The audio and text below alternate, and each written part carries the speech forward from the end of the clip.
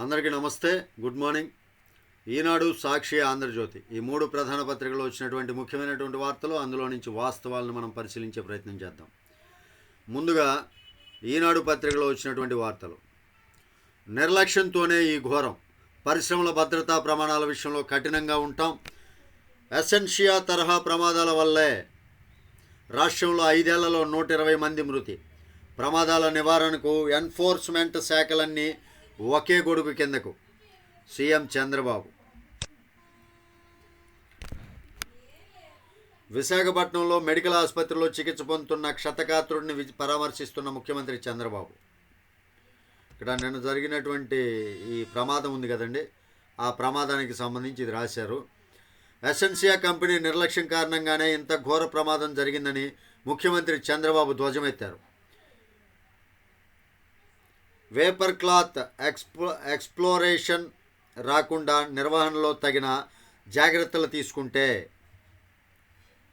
ఈ ఘటన జరిగేది కాదని అధికారులు చెప్పారన్నారు. పరిశ్రమ యాజమాన్యం ప్రామాణిక నిర్వహణ పద్ధతులను పాటించలేదని గుర్తు చేశారు. అనకాపల్లి జిల్లా అచ్యుతాపురం సెజ్లో ఘోర ప్రమాదం సంభవించిన ఎసెన్షియా కంపెనీని గురువారం ఆయన పరిశీలించారు. ప్రమాద తీవ్రతను చూసి చలించిపోయారు. ఉన్నతాధికారులు, మంత్రులు, ఎమ్మెల్యేలతో సమీపంలోని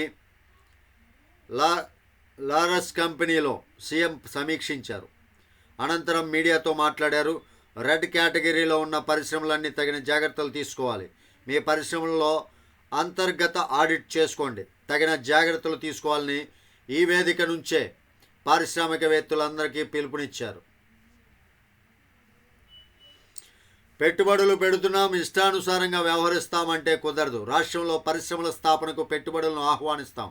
అదే సమయంలో భద్రతా ప్రమాణాలు పాటించే విషయంలోనూ కఠినంగా ఉంటా, చంద్రబాబు నాయుడు గారు అన్నటువంటి మాట్లాడినవి పరిశీలించారండి. ఒక్కొక్క కుటుంబానికి మరణించిన వారికి ₹1,00,00,000, అదేవిధంగా గాయపడిన వారికి ₹50,000 50 లక్షల రూపాయలు ఎక్స్గ్రేషియా ప్రకటించారండి. నెక్స్ట్ మరో వార్తలోకి వెళ్తే, పెద్దిరెడ్డి బినామీలకే 982 ఎకరాలు. కుట్రలో ప్రధాన పాత్రధారి నాటి చిత్తూరు జేసీ, నేటి తిరుపతి కలెక్టర్ వెంకటేశ్వర్, పొంగనూరు ఆర్టీఓలుగా పనిచేసిన పులి శ్రీనివాసులు, మనోజ్ కుమార్ రెడ్డిలకు ప్రమేయం. వీరిపై కేసులు పెట్టాలి. విజిలెన్స్ అండ్ ఎన్ఫోర్స్మెంట్ ప్రాథమిక నివేదికలో అయితే తేల్చి చెప్పేశారండి. 982 ఎకరాలు పెద్దిరెడ్డికి సంబంధించినటువంటి రిలేషన్స్ బినామీలకే ఇచ్చారంట. మృతుల కుటుంబాలకు ₹1,00,00,000 చొప్పున పరిహారం.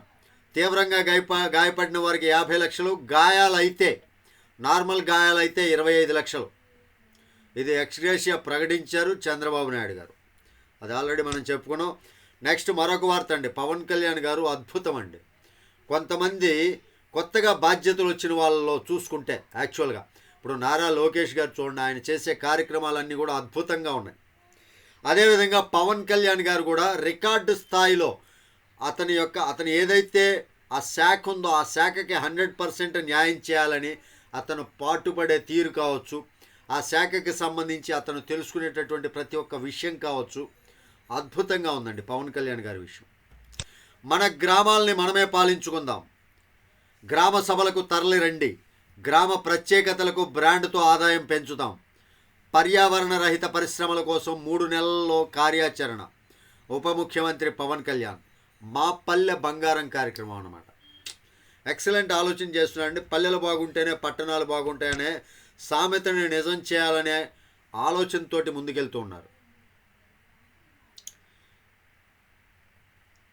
వార్సాలో గురువారం పోలాండ్ ప్రధానమంత్రి డొనాల్డ్ టస్క్తో ప్రధాని మోదీ, యుద్ధభూమిలో పరిష్కారాలు దొరకవు, ఉక్రెయిన్ పశ్చిమాసియాల్లో సంక్షోభాలు తీవ్ర ఆందోళనకరం.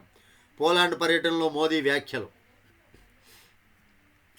ఓకే, ఇంకొకటి అండి, కోల్కతా సంఘటనలో నిన్న కోర్టులో జరిగినటువంటి సీన్లు, వాటి గురించి ఒక వార్త వచ్చింది. 2వ పేజీలో మిగతా ఉన్నాయి, ఫస్ట్ పేజీలో ఒకటేంటో చూద్దాం. క్రైమ్ సీన్ మార్చేశారు. జూనియర్ వైద్యురాలి హత్యాచార ఘటనపై సుప్రీంకోర్టుకు వివరించిన సిబిఐ. దేశవ్యాప్తంగా వైద్యుల భద్రతకు చర్యలు తీసుకోండి. కేంద్రం రాష్ట్రాలకు ధర్మాసనం ఆదేశం. సమ్మె విరమించిన వైద్యులు. కోల్కతాలోని ఆర్జీకర్ వైద్య కళాశాలలో జూనియర్ వైద్యురాలిపై అత్యాచార ఘటనకు సంబంధించి స్థానిక పోలీసులు వ్యవహరించిన తీరును సుప్రీంకోర్టు మరోసారి దుయ్యబట్టింది. సహజ మరణం కాదని స్పష్టమవుతున్న తదితర చర్యల విషయంలో కేసు నమోదులో పోలీసుల వైఖరి తీవ్ర కలవరానికి గురిచేస్తోందని ప్రధాన న్యాయమూర్తి జస్టిస్ డివై చంద్రచూడ్ నేతృత్వంలోని ధర్మాసనం గురువారం వ్యాఖ్యానించింది.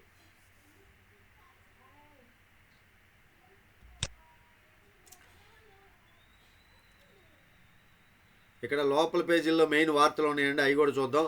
జోగి రమేష్ను ప్రశ్నిస్తుంటే పొన్నవోలు జవాబులు ఇస్తున్నారంట. హైకోర్టులో పోలీసుల తరపున సిద్ధార్థ లోద్రా వాదనలు. ఇద్దరు తెలుగు శాస్త్రవేత్తకు రాష్ట్రీయ విజ్ఞాన్ పురస్కారాలు. మంచి విషయం. బదిలీల్లో 9 మంది పుర కమిషనర్లకు పోస్టింగులు లేవు. సరే, లోపల పేజీల్లో వార్తలు అవి ఒక్కసారి చూద్దాం. అవి కూడా మనం ప్రతిభ, ఈనాడు ప్రతిభలో కొన్ని విషయాలు ఉన్నాయి. కాలుష్యాన్ని కప్పిపుచ్చి షిరిడి సాయి మరో మాయ. అవాస్తవాలతో పర్యావరణ ప్రభావ మదింపు నివేదిక. ఓర్వకల్లులో క్వార్ట్జైట్ మైనింగ్ లీజ్ కోసం సమర్పణ. సెప్టెంబర్ 6న ప్రజాభిప్రాయ సేకరణ. వైకాపా అధినేత మాజీ సీఎం జగన్ అస్మదీయ సంస్థ అయిన షిరిడి సాయి ఎలక్ట్రికల్స్ లిమిటెడ్ కర్నూలు జిల్లా ఓర్నకల్లో క్వార్ట్జైట్ మైనింగ్ కోసం సమర్పించిన పర్యావరణ ప్రభావ మదింపు నివేదికలు కాలుష్యాన్ని కప్పిపుచ్చేలా ప్రజలను మభ్యపెట్టేలా ఉన్నాయి. క్వార్ట్జైట్ తవ్వకాలు, రవాణాతో వెలువడే ధూళి కాలుష్య మోతాదును ఈ నివేదికల్లో కనీస స్థాయిలో చూపించారు. ఈ గణాంకాలను ఎలా లెక్కించాలో స్పష్టత ఇవ్వలేదు. ఈ గనుల్లో పనిచేసే కార్మికులపై ధూళి ప్రభావం ఎంతుంది స్పష్టంగా పేర్కొనలేదు. వాస్తవానికి క్వార్ట్జైట్ మైనింగ్లో చెలరేగే ధూళిలో 90% పైగా సిలికాన్ డయాక్సైడ్ ఉంటుంది. ఇది కార్మికుల ఆరోగ్యంపై పెను ప్రభావం చూపుతుంది. ఇదండి పరిస్థితి. దానికి సంబంధించి వ్యవహారాలన్నీ కూడా చూడాలంటున్నారు. బీసీలకు మెరుగైన స్వయం ఉపాధి. 40% రాయితీతో గరిష్టంగా 5 లక్షల వరకు రుణం, 10% లబ్ధిదారుని వాటా, 50% బ్యాంకు రుణం 3 స్లాబుల్లో అందించేలా బీసీ సంక్షేమ శాఖ ప్రతిపాదనలు సిద్ధం. ఆ స్లాబులు ఏ విధంగా ఉండబోతున్నాయి అవన్నీ కూడా ఇచ్చారండి. ఓకే. త్వరలో జాతీయ అంతర్జాతీయ మద్యం బ్రాండ్లు. మంత్రి కొల్లు రవీంద్ర. జగన్ ఫిర్యాదు విషయంలో ఏం చర్యలు తీసుకున్నారు? రుషికొండపై నిధులు దుర్వినియోగం వ్యవహారంలో వివరాలు ఇవ్వాలని పోలీసులకు హైకోర్టు ఆదేశం. రుషికొండపై జరిగినటువంటి పర్యావరణ అనుమతులు లేకుండా భవనాలు నిర్మించి అప్పటి సీఎం జగన్, అప్పటి సీఎస్ జవహర్ రెడ్డి మరికొందరు అధికార దుర్వినియోగానికి పాల్పడ్డారని, వారిపై కేసు నమోదు చేసేలా పోలీసులకు ఇచ్చిన ఫిర్యాదులో పురోగతి లేదని పేర్కొంటూ సమాచార హక్కు సంఘం జాతీయ అధ్యక్షుడు టి గంగాధర్ దాఖలు చేసిన వ్యాజ్యంపై హైకోర్టు విచారణ జరిగింది. మంచిదండి. రుషికొండపై జరిగినటువంటి తీరుని విచారిస్తున్నారు. మన గ్రామాలని మనమే పాలించుకున్నాం. మా పల్లె బంగారం స్వర్ణ గ్రామ పంచాయతీ పేరుతో ప్రత్యేక కార్యక్రమం.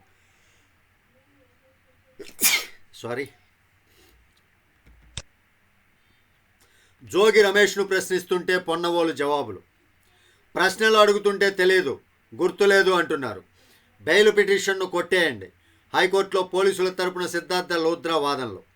తెదేపా అధినేత చంద్రబాబు ఇంటిపై 2021లో మూకుమ్మడిగా దాడి చేసిన కేసుకు సంబంధించి విచారణ సమయంలో మాజీ మంత్రి జోగి రమేష్ను అడిగిన ప్రశ్నలకు పక్కనే కూర్చున్న సీనియర్ న్యాయవాది మాజీ అదనపు ఏజీ పొన్నవోలు సుధాకర్ రెడ్డి సమాధానం ఇస్తున్నారని పోలీసుల తరపున సీనియర్ న్యాయవాది సిద్ధార్థ లోద్రా హైకోర్టులో వాదనలు వినిపించారు. అందుకు సంబంధించిన వీడియోను కోర్టు ముందుంచామని, దాన్ని పరిశీలించాలని కోరారు. దర్యాప్తునకు సహకరించడం లేనందున ఈ వీడియోను నిదర్శనం అన్నారు. అదండి పరిస్థితి. దర్యాప్తునికి అయితే సహకరించట్లేదంట జోగి రమేష్. ఐఆర్ఏఎస్ అధికారి మధుసూదన్ రెడ్డి సస్పెన్షన్, ఉత్తర్వులు నిలిపివేత. పెద్దిరెడ్డి బినామీలకి 982 ఎకరాలు ఓకే.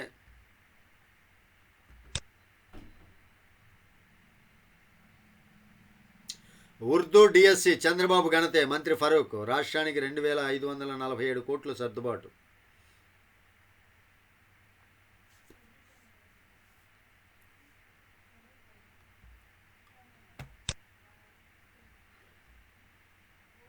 ఒక్కరోజు సెలవిస్తే నా బిడ్డ బ్రతికేది. నా కుమార్తె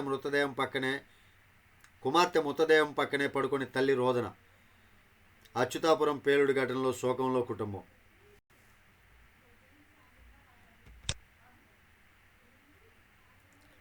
అందరికీ కాలిన గాయాలు. పరిశ్రమలో భద్రతకు ప్రామాణిక మార్గదర్శకాలు. ప్రమాదం వెనుక యంత్రాంగం నిర్లక్ష్యం.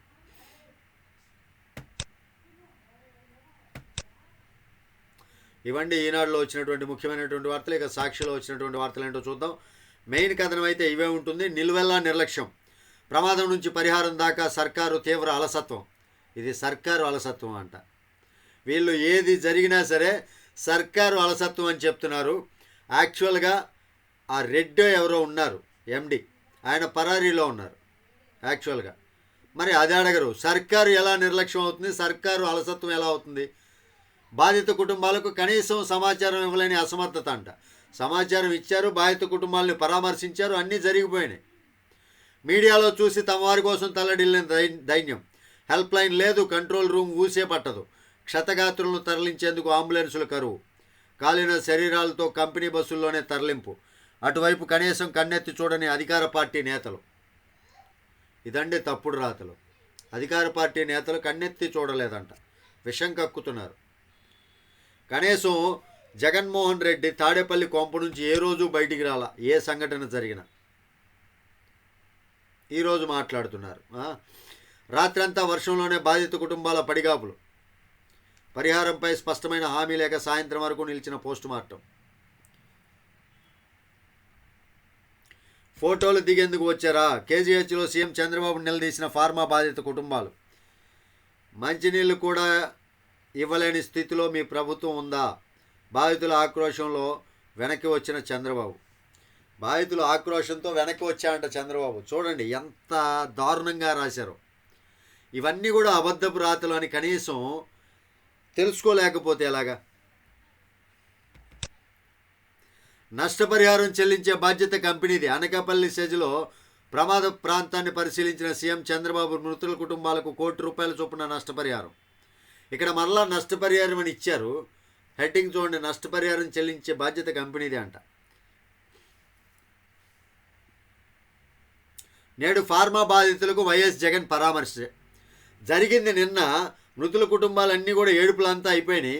చంద్రబాబు నాయుడు రాలేదు అని చెప్తున్నాడు కదా, మరి నిన్ననే వెళ్ళి వాళ్ళని పరామర్శించవచ్చు కదా. ఇప్పుడు జగన్ ఇప్పుడు మాట్లాడేది ఏంటంటే, నేనుంటే ఇది జరగదు, సంక్షేమ పథకాలు వస్తున్నాయా మీకు, ఎంత ఇస్తామన్నారు, ఇవన్నీ వీడు చెప్పే సొల్లు అనమాట. చంద్రబాబుది అనైతిక పాలన. సీఎం ప్రోద్బలంతోనే టీడీపీ శ్రేణుల విధ్వంసం. వైఎస్ జగన్. రాష్ట్రంలో శాంతి భద్రతలు పూర్తిగా క్షీణించాయి. తాజాగా తాడిపత్రి ఘటనే అందుకు నిదర్శనం. ఈ అరాచకాలు దమనకాండలను ప్రజల్లో ఎండగట్టాలి. ప్రతి కార్యకర్తకు తోడుగా నిలిచి అండగా ఉండాలి. నువ్వు ఎంత మాత్రం తోడుగా ఉంటావో అండగా ఉంటావో అందరూ చూశారా ఎర్రి పప్ప. వక్ఫ్ బిల్లును వ్యతిరేకిస్తున్నాం. వక్ఫ్ బిల్లును వ్యతిరేకిస్తున్నామంట. ఎందుకు వ్యతిరేకిస్తున్నారు? ఏ గుండె తట్టిన ఆవేదన స్వరాలే. ఇసుకపై ఇరకాటం అంట.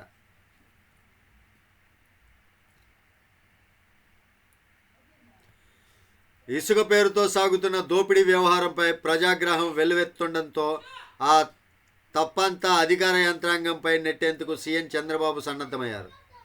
ఇసుకపై దోపిడీ అంట. అంటే ఈ అథవ చేసిన దోపిడీ కన్నా కూడా ఇప్పుడు ప్రభుత్వం ఉచితంగా ఇసుకిస్తూ అది దోపిడీ అని చెప్తున్నారు వీళ్ళు. ఇలాంటి వాళ్ళు ఉన్నారండి మనకి.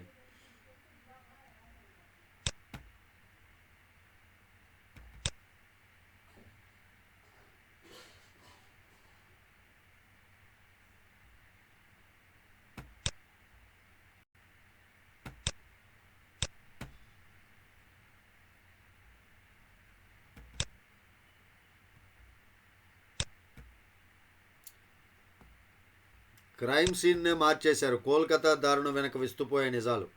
సుప్రీంకోర్టుకు సమర్పించిన నివేదికలో సిబిఐ.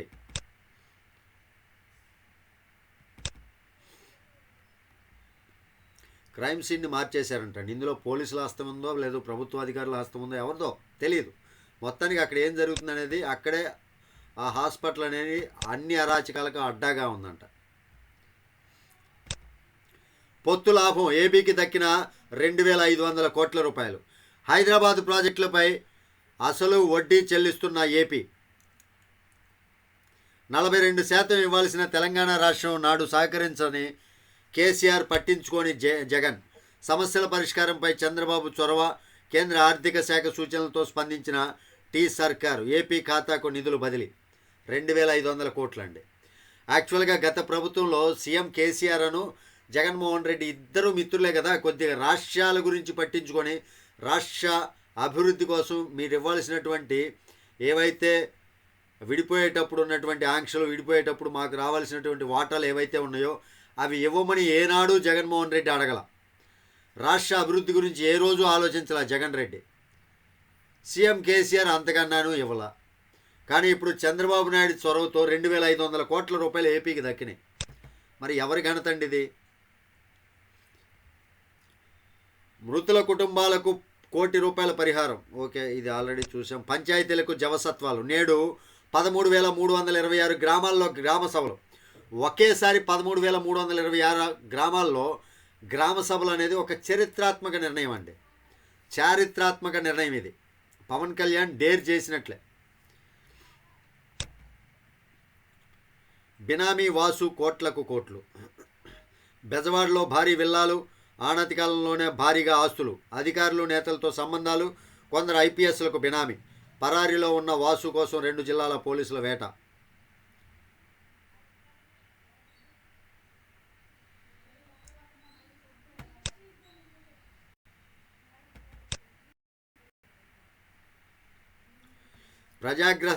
ప్రజాగ్రహంతో కానీ కేసు నమోదు చేయరా. బద్లాపూర్ ఘటనపై బాంబే హైకోర్టు ఆగ్రహం.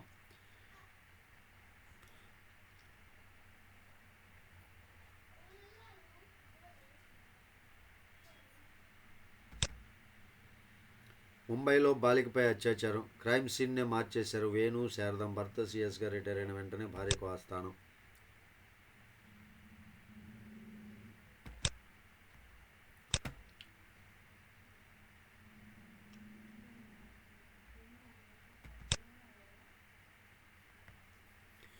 వైద్యుల నిర్లక్ష్యం కారణంగా 2 గర్భస్థ శిశువులు మృతి చెందారంటండి హిందూపురంలో. ఇలాంటివన్నీ కూడా కొన్ని జాగ్రత్తలు తీసుకోవాలి వైద్యులు కూడా.